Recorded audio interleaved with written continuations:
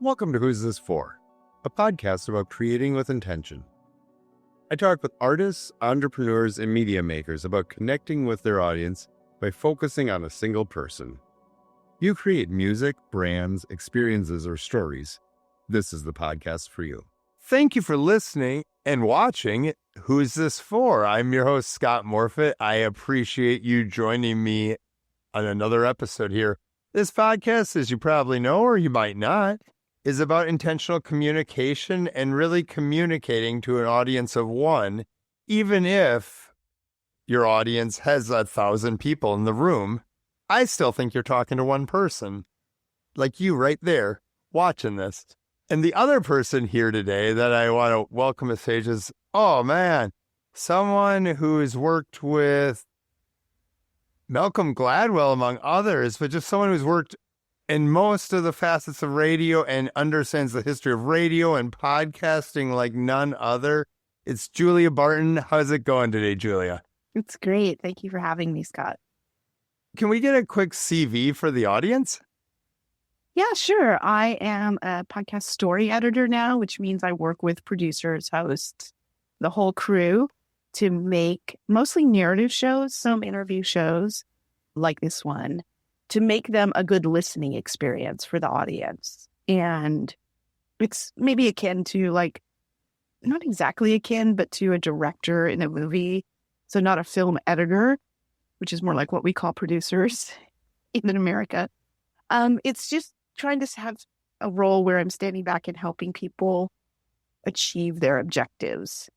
And that is a necessary role, I think, because it's very hard for us to listen to our own work, especially if we're exposed to it over and over again in the post-production process. We just lose track of what's interesting and what's not, and we freak out. So my role is to help people not freak out and to connect with the audience as a listener.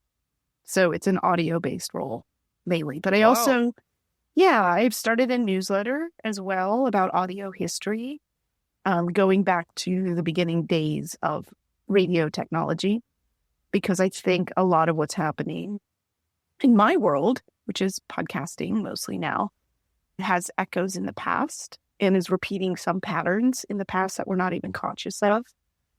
So last year, I got a Nieman Fellowship at Harvard University, and my goal was to read some of this history to start to understand these patterns and the origins of narrative conventions that we use all the time. So I'm telling people like Malcolm or like Michael Lewis or Jill Lepore, this is how we do it in audio. So I had this sort of crisis where I was like, I know there's a reason why we do it this way. And the farthest back that my professional lore goes was the beginning of public radio in the United States, which was the 70s. So it's really within my lifespan. And I'm like, I think this stuff goes back further. I just can't put my finger on it because I have never had time to read histories of the medium. And then when I worked with Jill Lepore on her show, The Last Archive at Pushkin Industries, she and her producer, Ben Nadif-Hafrey, were really interested in this history. And so I started to get a glimpse of it on some of the episodes I edited for that show. And I was like, I need to know more. So I applied for a Nieman Fellowship. I got the fellowship.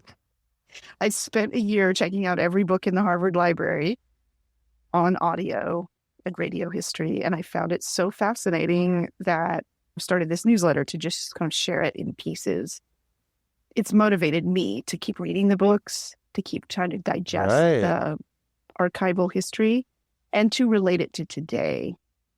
Because something that I think is true is that because of this last decade of podcasting that we've been through and the sort of business cycle of it, we actually are in a better position to understand the origins of broadcasting because we're reliving it, speed running through it right now, actually. So I think you recognize patterns more easily. What do you see some of those patterns are? Oh, so many. So, for instance, Scott, you may be putting this podcast behind a paywall, but in all likelihood, you're not because you want people to hear it, right? Oh, and I'm not that popular. That's the thing. Like, the only way for you to get popular is for you to give it away for free. Right. Now, Publishing does not have that model. You can get a book out of the library, but people are expected to pay for books. People are expected to pay for audiobooks. This could be an audiobook. You would sell it for $10. What the hell is that? This is a model of distribution that people decided on consciously in the 1920s, 100 years ago. And in the United States, we took a different path than most entities in Europe and the UK, Australia, and so forth. We did not tax the populace in order to pay for what was considered a public good, which is broadcasting. So we chose instead to support it with commercial, to give it away for free, because it is a public good, but then to try to recoup our losses with airtime to sponsors, to brands. It's a system that works sometimes. It's very profitable. And then sometimes it's really bad and everybody loses their shirt. And this cycle has happened. There's a writer, Susan Douglas, who says it's probably happening every 20 years because the system is so unstable. It falls apart and then a new system arises. And if you look at the clock for podcasting, I'm like, wait, when does that happen? I can feel it start to happening with the rise of video podcasting, which is a different kind of way of making this form. But it's just interesting. Like I'm living through it, but I didn't really have a perspective on it. And so that's part of going back and reading stuff from 100 years ago. The main preoccupation of everyone in radio, which was new, broadcasting radio, was like, how are we going to pay for this stuff? This is really expensive. And at first they funded it by selling radios. They were literally radio stations in the department store to demonstrate how radio worked so that then you would want to pay a big chunk of money for a radio receiver, right? So like WOR, for instance, one of the first stations in New Jersey was in the Bamberger's department store. They had a big antenna on the roof. They were like, come here, get your radio, hear a radio program. And at first they tried to convince musicians to go on, the shows. And they were only on for a couple hours a day. But they would go on for exposure, air quotes, see my air quotes? Right. For exposure. And then after a year or so of that, the musicians were like, wait a minute, this is free labor. Screw you. And so then they started, their unions demanded payment for these on-air appearances. So then it got more expensive to be on the air.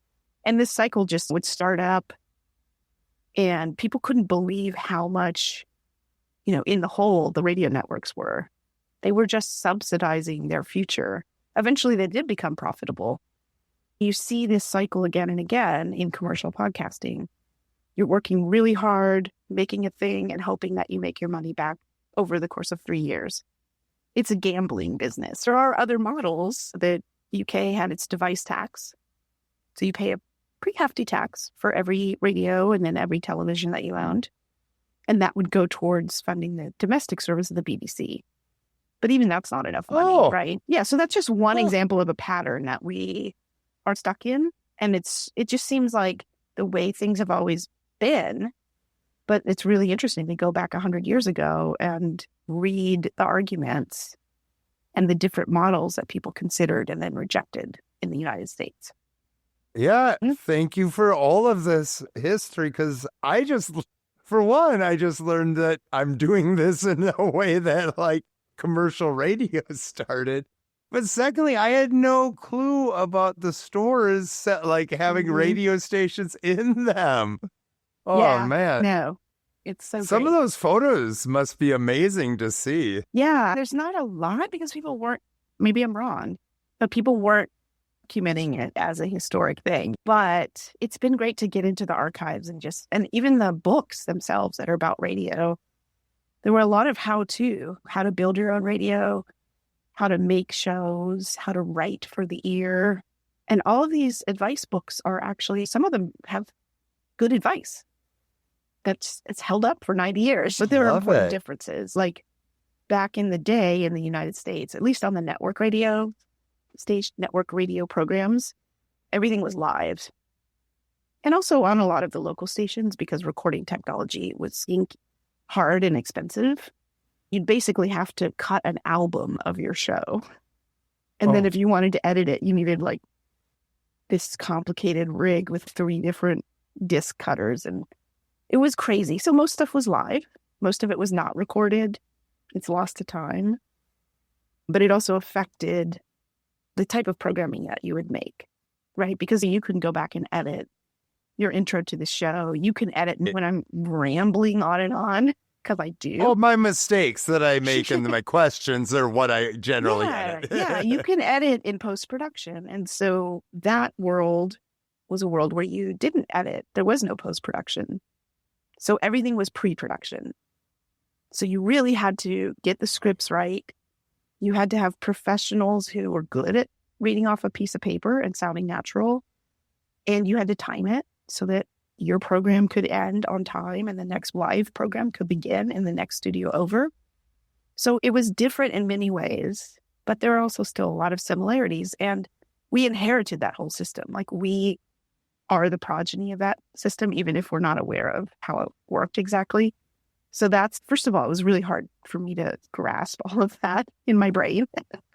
Just then start explaining it to my professional peers and being like, hey, isn't this interesting that we inherited this system that was both live and also extremely scripted? So professional roles were slightly different, but our aesthetics are the same in many ways. Oh, that original radio, yeah. Communicating with their audience, but still couldn't have like much room for spontaneity. Yeah, they called it ad-libbing. And people who could ad-lib were like considered gods, but also a little bit scary, because you wouldn't want an ad-libber to take over and then blow through the next program start time. Right. You had to keep it under control. Wow. That is incredible. That back timing stuff's crazy to me too. It hurts my brain. Back timing, yeah. Yeah, it's interesting too, because I really, until we had this chat, was thinking like, oh, this is pretty much based in public radio, like we said at the beginning. Like, figured I was doing what they were doing in the 70s, kind of like that young Ira Glass or whatever. I guess I just pick him to compare myself to. That's ridiculous. Oh, he got his stuff from somewhere, right? He got its aesthetics from somewhere originally too. But there is a huge difference, right? Which is like, by the time public radio started, there was tape. There was magnetic tape. Right. And so it became this melding of live radio like culture and this new kind of documentary culture that was centered around, being able to go out in the field and interview people and splice together interviews and narration and even music. So it's true. You are inheriting both, like, you're inheriting the economic model of commercial radio, which is like pray that someday you'll make a living. And then the sort of aesthetic model of public radio, which is like a little tiny bit subsidized by the taxpayer, but is this more documentary aesthetic. Yeah. I just think it's interesting that we have this lineage and we don't really talk about it much, because it is. Although with public radio, they have back timing too. That's the place where I've learned about back timing. Yes. Yeah, that bird on tape to start the package only goes for 5 seconds, or else you've blown too much time. Yeah. I love it, though. So I want to go back to something you mentioned right at the start about what you do for your current work. And that's really, it's interesting because you're bridging a gap between the host and the listener. How do you prioritize what things that, like, I guess my main question is, how do you prioritize things for the listener and make sure that the host is getting those across? Yeah, I mean, it's a subjective process, right? It's more like a feedback mechanism. And I don't assume that my reactions are the only correct reactions. I'm just trying to notice how, like, the structure is working overall. And I'm talking about narrative shows, right? Some of this applies to interview shows as well.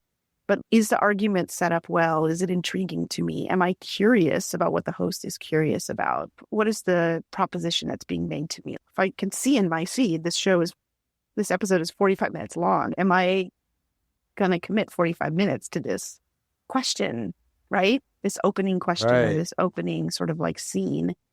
And if so, then, like, how does it unfold, right? So then I'm thinking, as I'm listening to the middle of the episode or reading through the script, is this pace good? Am I enjoying myself? Is it clear when we move from one character to another what's happening? Is it too absorb? These are all questions that I might ask taking a rough mix when I'm out on a walk with it, right? I'm trying to get myself away from the screen, away from the sort of distractions and the information that I wouldn't have if I were a listener, right? So I'm trying to back away from the tools that we use as producers, the mix, the waveform of the mix, the written script, right? And I'm just trying to listen to it and then note my reactions. And then when I get back to my computer, suggest other ways to do things or to just flag stuff that's like problematic, or to just say, did we mention this person already? I don't know. They just seem to come out of nowhere as if I'm supposed to know who they are. So all of these things, like where I'm confused, where like I feel like it's dragging, these may all be reactions that I will note, but I know that I'm just one, like that's my job, but also I'm not the only. So it's a collaborative process with them, whether they're like a writer or someone who's just newer to all of this, whatever it is. I'm just trying to show them a mirror, right? But a very kind of precise mirror. I'm not being like, yeah, I don't like this episode. Let's tear it up and start all over again. That is not a good note. That is the worst. Die if I got that note. But I'm trying to be a good collaborator. I know this is really hard work. And by the time I'm getting it as the editor, people have already put tons of time and thought into it. So I want to help figure out like what is the effective version that may be inside this first draft, because there's always something else in there that maybe they're not even noticing. And then that's pleasurable if you can see something that's even better than the first efforts, right? Oh, yeah. Yeah. So it's just an audio version of that. Yeah. I love the images of you putting yourself really in the listener's shoes too, though, going on the walks. Sometimes when I'm listening, I do the car test a lot. That one I enjoy. Too. Yeah. Yeah. So do you, and it sounds like you do put yourself in the listener's shoes. Do you have a proto-listener that when you're making stuff that you're making it for?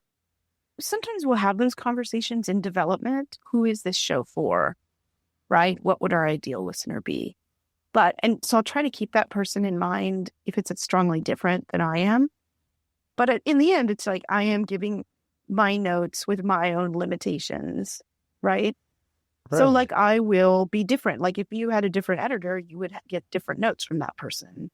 But I'm trying to be honest about it. And I will also acknowledge that when I put my notes in the Google Doc. Look, I'm an older white lady, so just take it with a grain of salt. I tend to like shows that are a little more intellectual as opposed to plot and emotion driven. So my reaction may be much more, yeah, that's terrible, but what does it all mean? How the world was at this point in time or whatever it is. That's just me. I like those kind of shows. I like shows where I'm also having an experience, but I'm also learning from that experience in a way that I will take something away from. So it's just my tendency, and people just own it. I will tell people like, look, this is the kind of note you're going to get from me. You can also ignore it. It is your show. It is not my show. I'm not trying to take over your show, but I am a bossy lady. So, like, just know that about me. I will sound bossy. But I can also be wrong. And then I can be like, okay, fair. Like, this is a show for younger people. Please don't make it a show for me. Right. Just take my note with all the other notes. And if you want to try to do something and you're having a hard time getting it across, I will do my best to help you. Easy. Yeah. So podcast audiences, to me, they're such a unique thing because they're based in talk radio in the history, be it NPR or that other kind of talk radio. Oh, the news and commentary. But they also have this very freeform thing. It's so interesting trying to think of a listener to a podcast because I just don't think that there is. Obviously, there's no one podcast listener. So, yeah, it's interesting because, and I suppose media making is this. It feels like it's a thing where there's some form to it, but it's all different all the time. If we're cutting the same clips that we're sharing on social media and all of that, it's just an interesting field to me. Yeah, and I think the only way you can know your audience is to start making something and then find out who shows up. right? And then, that's why you hear a lot of shows asking for listener surveys. The comments on Apple Podcasts are not necessarily a good cross-representation of your listenership. They may be more cranky, or they may be like your mom. Right. So that's tough. This feeling of not knowing who you're talking to, I think it's baked into the form as well. Like at least radio, broadcast radio, when it's live or it's pre-recorded material, people are all listening. It's like a segment of whoever's got the radio on at that time in place, right? And so there is a communal aspect and a real-time aspect to it. Whereas podcasting, it's weird. It's like this hybrid of publishing and broadcasting. When Malcolm started Revisionist History, it was 2016. And I was the editor. Mia Lobel was the showrunner, producer. And we both agreed that we were like, this guy's already famous. We want to make a show that people will find 10 years from now and still enjoy. We want it to feel like finding a book or something like that on the shelf. And it still holds up. So we were careful to take out like a lot of timestamps, and just there's still references to that was the year of the Hillary Clinton, Donald Trump matchup, right? Yeah. So there are references to the political climate at the time, and in that sense is an artifact of its time. But there are other episodes also because he also just thinks in evergreen terms himself. He's a feature opinion journalist. He was also thinking that way, and he was amenable to that. And it's amazing that people are still spreading episodes. They're still saying, hey, I went back and heard this early argument that he made, and it still holds up to me. And so that I see as testament to a conscious choice that we made, knowing that this medium is, and that your audiences may show up at any time. Now, there are a lot of great shows that are chat shows that are more like broadcast radio that are talking about the affairs of the day. And you wouldn't necessarily go back and listen to them 10 years from now, except for research purposes. So there's all kinds of shows. Podcasting is such a broad term. It is. Mm-hmm. But I think that the secret is just knowing how it works, just on a sort of meta level, and then deciding how you want to make it. Do you want to make an evergreen show that's more like a book of essays? Each season is like a book of essays. Or do you want to be a show that's like vital and feels more like live broadcasting? Both are valid choices. Oh, and yeah. Like ads. Exactly. And either one is liable to be picked by me on a road trip. So as a listener myself. Yeah. I do have a question for you, and it's one I've been asking everyone on this program. And I know that this is controversial because we're in an era where we've gotten so much taken from us, but are you using AI at all in your work? I've been resistant to it, but while I was on my Neiman Fellowship, because I'm a writer and I'm honestly like still trying to find my voice, even though I'm in my 50s, but I've been an editor behind the scenes. So when I started the newsletter, it was like, this is going to be me figuring out my voice. And I've given myself a weekly deadline, and I'm like writing original material. And also I'm hoping that writing original material is going to make it stand out, because people are for these products off the shelf that are being pushed on them. That said, I just had my first idea to use AI, which it would be in the future. But there's a collection at the Library of Congress, one of the first ad-libbed interview shows on American radio. It was this host, Mary Margaret McBride, and she was on commercial radio, starting with that department store radio station, WOR Newark. She had her own show, and she started interviewing people as part of that show. And then she got a longer time slot, I think on CBS and then NBC, and then she went to ABC. Anyway, she had her own production company, and I wrote about her for this public media site called Transom. So I wrote about her a little bit in my newsletter, Continuous Wave. But so in the course of researching that Transom piece, I went down to the Library of Congress Recorded Sound Division. You have to make an appointment. You have to look at their list of programs and choose, how many possible ones you could listen to in the course of one day. I had a day and a half there. That's all I had time for. And you have to Cool. go down there and sit down at a desk, and they've got your cue ready for you. And then you start listening. And I was like transcribing stuff and like trying to take notes, but you can't take it with you. It is not online. It is digitized. It used to be on reel-to-reels and even some records and stuff. Yeah. It's not digitized. It's not online. And so Ooh. I know. Then I proceeded to get some of it released through the estate in the Library of Congress. Like I followed all their protocols. Anyway, so it's just a way of me road testing this, but I would love someday for that material to be sort of open to the public because it's our heritage, right? So that's my next aspiration, is to liberate some of this material. I don't think it's the state is holding it for any reason. She doesn't have any heirs, this woman, Mary Margaret McBride. I just think no one's really paid that much attention to it as an audio resource, right? So if you're researching a book about one of the people she interviewed, I mean, she interviewed Langston Hughes, she interviewed Zora Neale Hurston, she interviewed Pearl Buck many times. Like all of these figures of mid-century America went on her show to promote their books. She was like the Terry Gross of the age. Oh. And she was ad-libbing. She didn't use scripts. So she was really interesting. She asked good questions. So I would love for us to hear that, all that material. But then I'm like, even if it were out in the world, I don't have a bazillion hours to listen to all of it. What if AI could help me learn what's in that, cross-reference it, crunch it, you know what I mean? It's not just as a sort of like a searchable database, but to actually listen for themes, for like moments when Mary Margaret is fumbling her questions versus they're really in a flow, like programming questions.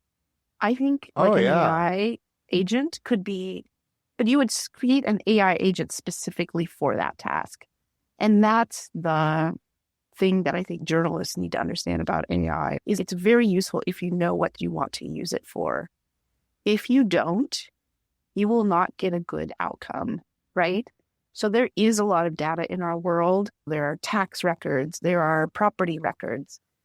There is all kinds of stuff that you could give a task to, and you would learn something about our world. This is all through doing the Nieman Fellowship with people who are much smarter than I am about data journalism.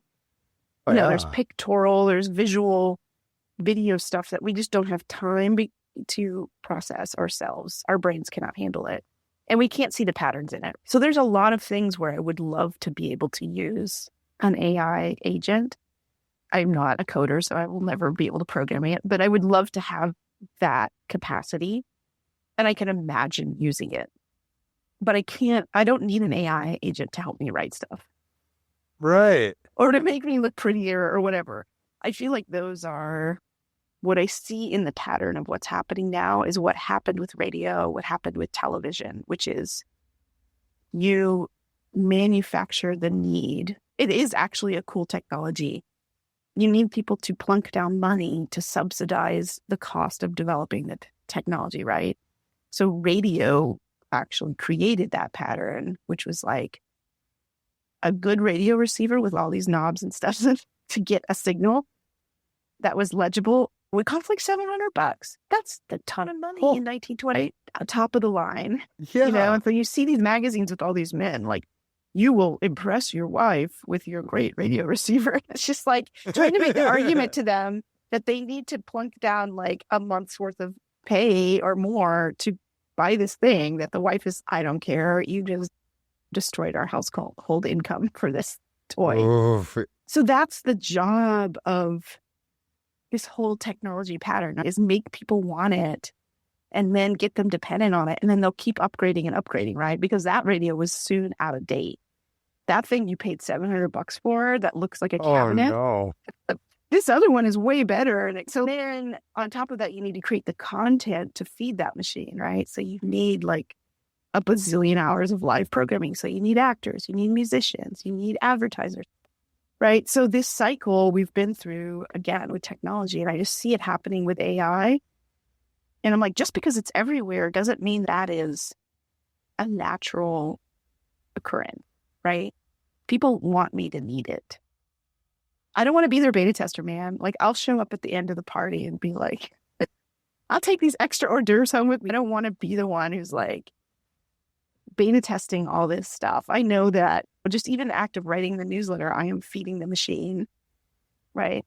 Like, the machine will ingest it. Hi, I know. machine. I lived once and now I'm just another data point for you. Whatever. That's just something about our human nature and capitalism. We just want to create these giant machines. But I think we can be smarter about how we deploy them. I don't know. That was a long answer. Yeah. No, it was a good one, though. The content analysis piece is so right on the money, too. I think that project would be amazing, especially like you said, like asking someone how the beats of an effective interviewer works. That would be awesome to have that. Would that be amazing? There is something actually called Rogan Bot, I think, which these journalists decided, like, so much consequential stuff is within the steady stream of bullshit that is the Joe Rogan experience, right? But you don't have time to listen to like hours and hours of content that's pumped out of that comedy garage every week, right? So this bot agent ingests it. It's searchable. I don't know how much it analyzes it. That could be another layer. Are people laughing? What's the pitch of their voices when this material emerges from their mouths? Right. Do Joe Rogan's guests beg to go to the bathroom? Oh, Search yeah. that I would use if I were analyzing Joe Rogan's programming through his bot. There are patterns. So there are things like that you can ingest, especially audio and video, these linear media. You could use AI to look for bigger patterns in chatter, because stuff does emerge from that, right? People are listening to that show. We don't quite know. The flaw with all of that is that just because something is said, we don't know how it is received overall. Right. But sometimes it's like, how much is it repeated over time? So I'm just rereading this great book by Peter Pomborantsev called How to Win an Information War, which looks at counter-propaganda against the Nazis in the 1940s. But the guy who ran the British counter-propaganda, it was all radio, by the way. It was in German, and it was broadcast to Germany by refugees from the Nazis. And so they would make up Nazi roles for themselves and do these plays. And it was intended to subvert certain Nazi propaganda. But the guy who created that whole system was himself a journalist and a fluent German speaker. He was a journalist during the Hitler regime as it rose, and he saw the effects of propaganda, and he saw how it worked. He witnessed it all firsthand, like he was flying on a plane with Hitler around in the early 30s. Oh. And so he could see it wasn't just what Hitler said, like how he felt all these grievances after World War I, but it was how often it was repeated until finally you're like, everyone around me seems to like this. So I guess I'm going to have to like it. You know what I mean? Like, your resistance is worn down over time. And your mental sort of world changes over time. We call it the Overton window, right? Like, it just keeps moving. Yeah. And so in some sense, these podcasts that are quote unquote comedy, you can have that effect on people as they're listening over time. Think, wow, I think vaccines are good. I want my kids to be vaccinated. And then 5 years later, you're like, I have questions. Right. Maybe measles parties are the way to go. And then all of a sudden you're like exposing not only your own children, but your whole community to a deadly pathogen. Right? Oh, yeah. It's interesting how many things I've seen where the script has been flipped in the last like 10, 15 years. And not to get on any one political thing or whatever, but I thought, quote unquote, our team was doing that. We're not doing that. Don't know anymore. Yeah. And I think audio is a vector for a lot of this. I don't know what to call it. It's not exactly misinformation because I don't think it's necessarily directed by anybody, but I do think it's, I don't know. it's weird. It speaks to a lot of uncertainty that we feel at this time. And when people sound really assured of something, it can be very seductive. And I think in audio, we have fewer cues as well. Although video can also spread a lot of this stuff for sure. Yeah. But audio has this way of flying under the radar because especially in the United States, it's just not considered like as legitimate a form or a form to be taken seriously. Yeah. People they just hope that it will go away. They don't have to think about it so much. And because it's just a lot of work to dig through a bunch of podcasts and figure out what's going on over time. So that's something where I could see AI, and I'm sure a lot of media researchers are already using it to just deal with the sort of like fire hose of material. And also to look at, it's hard to even trace downloads, right? Because there's so many platforms by which people either stream or download podcasts. YouTube, Spotify, Apple, RSS, various catchers. They all don't speak to each other. Oh, they definitely don't. And there's not a product for that. I've looked several times. Oh, poor Scott. Good for you for even asking the question. Yeah, so you may need to build your own, and AI could help you with that. Perhaps. Ooh, it would be a big investment. It'd be a big investment, and I'm really a guy that enjoys recording podcasts and then going on walks with my dog. So I'll probably stick to doing this talking. I'll build someone a website. I'll record a podcast, but I don't think developing a software platform and launching a company is in my cards. Yeah, maybe one of your listeners will pick up on this, and then they will. Yeah. Hey, listener, if you pick up on this, you owe Julia some money because that's where the idea came from. I'm your founding partner. Oh, Matt, before we go, two things. One, where can people sign up for your newsletter? And then secondly, do you have anything else you'd like to say to the listener? Yes, my newsletter is called Continuous Wave, which is one of the first broadcast technologies that allowed human voices to travel on radio waves. So I consider it like the Battlestar Galactica of technologies. So it's Continuous Wave, and it's on a platform called Beehive. But if you just look for my name, Julia Barton, and Continuous Wave, you can find it. So yeah, I would love people to subscribe and suggest ideas for future posts because I don't know how many more I have in me. I have a ton, actually. But eventually, like, I will be like, what now? What now do I need to talk about or research? And whatever else, I'm just, like, happy that you're listening to Scott's podcast. Good guy. I don't know if you've told the listeners how we met. We met in Moldova. No. I should tell the listeners, because this is We met in Moldova as part of a student trip I was on. And it was to start a radio station in a elementary school the high school. There it is. Yeah. So I remember we at least got their streaming stuff up and running, but then we also had a side mission to Romania to place that had, what did it have? It had the Eiffel Tower. Also, and you did a story on this, it had the house from Dallas there. Yeah, it had a replica of the Dallas Ranch, and it was built by this formerly imprisoned but then deceased oligarch in Romania who admired JR and built a sort of a replica of the JR TV mansion. But he seemed to think that Dallas was a real documentary show and not a fictional show. Anyway, it partially led to his downfall. I was working on a feature for the dearly departed public radio arts program, Studio 360. And it was part of their series called American Icons, which was about the show Dallas. And that commission came in, and then this random call came in to do this project in Moldova with a Peace Corps activist who was based there. And this was a town called Zhirjelest on the border of Romania, Ukraine, and so very interesting place geopolitically. So I decided that I had to make a pilgrimage to this weird ranch compound with you, and you came along. Oh, yeah. And Scott, we hired my landlord. We were all placed in different people's houses. My landlord, I paid him to take us on this mission across the border and out to Romania.